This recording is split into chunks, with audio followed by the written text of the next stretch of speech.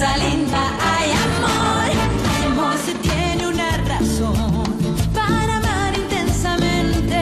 Se descubre de repente que por ti late más fuerte el corazón. Ay, cuando nos llama la pasión, nos hallamos frente a frente para amarnos locamente y entregarnos sin reservas al amor.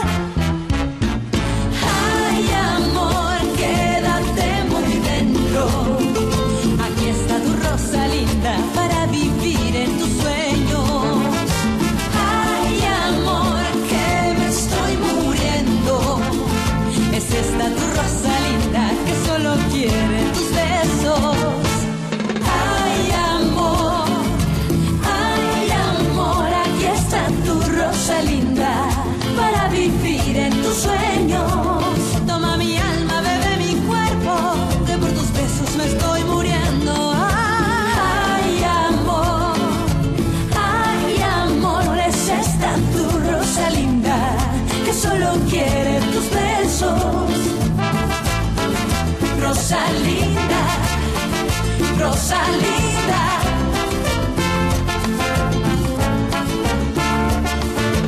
Rosalinda, ay amor.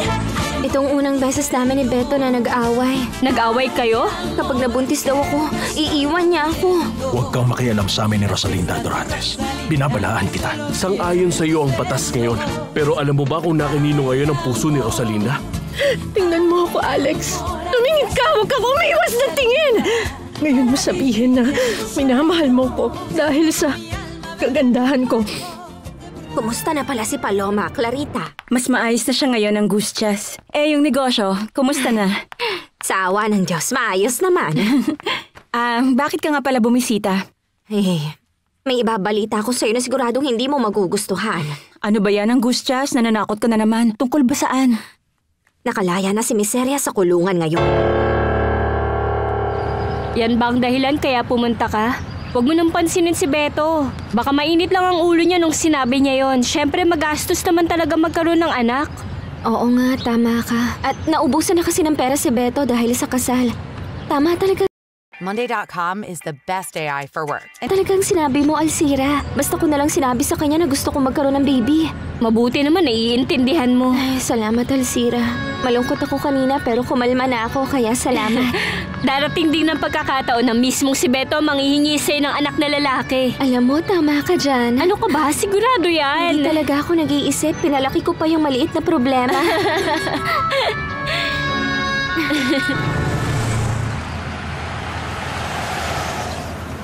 Akala ko na aresto ka rin ngayon. Nakakuha ko ng habeas corpus. Isa pa binawi ni Fernando Jose ang paratang niya. Ang alam ko, inamin mong ikaw ang may kasalanan kaya nandito ka pa rin. Oo, tama ka ng intindi. Kabaliwan talaga. Pero sabi ni Tita Soledad, ayaw ni Rosalinda na kasuhan ako ni Fernando Jose. Oo, kaya nga binawi ni Fernando Jose ang kaso laban sa'yo. Gusto niyang ipawalang bisa ang kasal namin. At kaya niyang gawin. May isang bagay na pipigil. Bagay na hahadlang sa mga plano niya. Meron. Sandali lang. Plano mo pa rin pakialaman ang kanilang relasyon? Oo, plano ko. May karapatan ako sa kanya.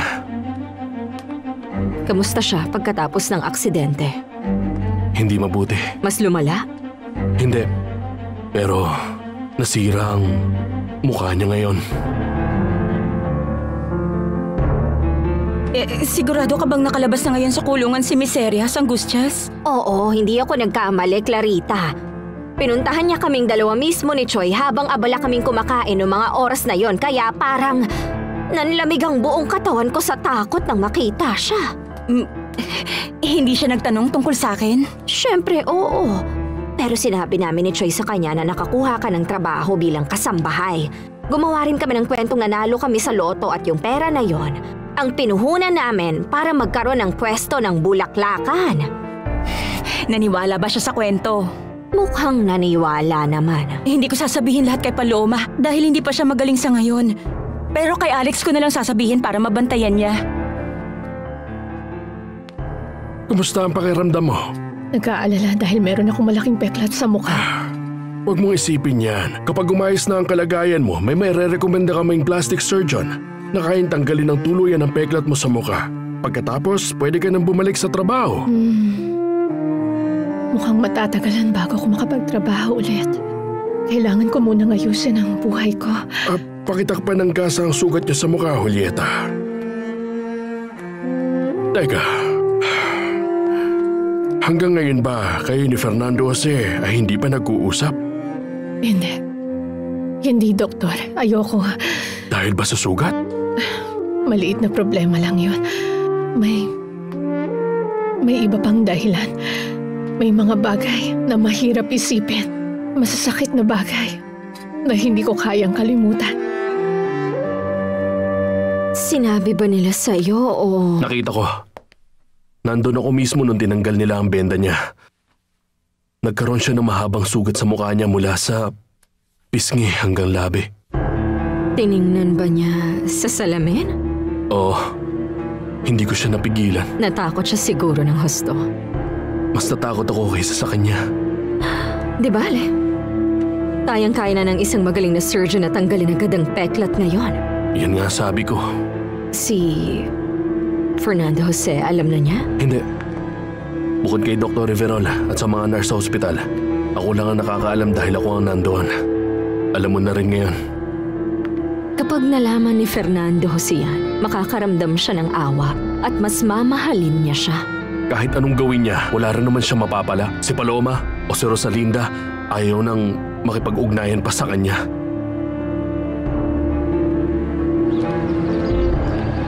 Alam mo bang sobrang humanga ako nang narinig ko ang kwento mo, Paloma?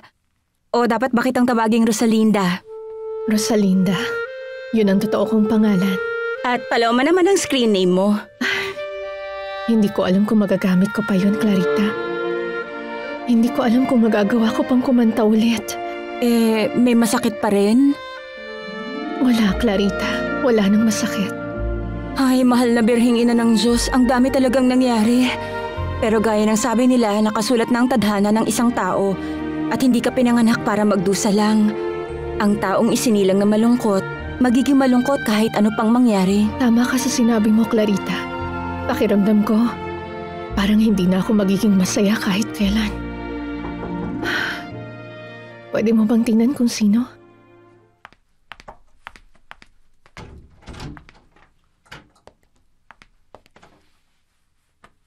Ano nga ulit ang pangalan mo? Sige, sandali lang. May isang binatang gusto kong makita. Ang pangalan daw niya ay Gerardo. Gerardo? Oo, kaibigan daw siya ni Fernando Jose. Gusto ko raw niyang makausap kahit sandali lang daw. Ayos lang, Clarita. Papasukin mo. Pasok ka na.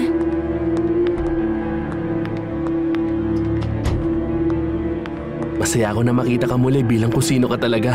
Si Rosalinda. Salamat, Gerardo. Hindi na natin kailangan pag-usapan lahat na nangyari. Parang hindi ka panipaniwala, di ba? Pero tapos na yon.